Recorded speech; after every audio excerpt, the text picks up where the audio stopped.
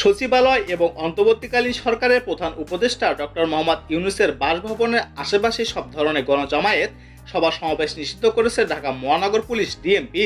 এই সিদ্ধান্তের পর পরবর্তী সরকারকে খোঁচা দিলেন সাবেক প্রধানমন্ত্রী শেখ হাসিনার ছেলে সজীব ওয়াজেদ জয়। নিজের ভেরিফাইড ফেসবুক পেজে জয় আনসার কাণ্ডের বিষয়টি নিয়ে অন্তর্বর্তীকালীন সরকারকে উদ্দেশ্য করে একটি স্ট্যাটাস পোস্ট করেন। এ সময় জয় তার পোস্টে লেখেন, সচিবালয়ের আশেপাশে বিক্ষোভ নিষিদ্ধ করার জন্য আমাদের বুদ্ধিজীবীরা আমাদের আওয়ামী লীগ সরকারের সমালোচনা করেছেন। তারপরও 2 সপ্তাহের মধ্যে এই অন্তর্বর্তীকালীন প্রশাসনকে সেখানে সব সমাবেশ নিষিদ্ধ করতে হয়েছে। দায়িত্বে না থেকে সমালোচনা করা সহজ, ক্ষমতায় থাকা এবং শাসন করা একেবারেই আলাদা ব্যাপার।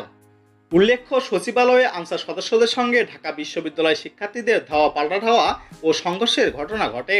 এরপর দিবাগত রাতে ডিএমপি কমিশনার মোহাম্মদ মাইনুল হাসান স্বাক্ষরিত গণ এক বিজ্ঞপ্তিতে সভা সমাবেশ নিষিদ্ধের এই তথ্য জানিয়েছেন।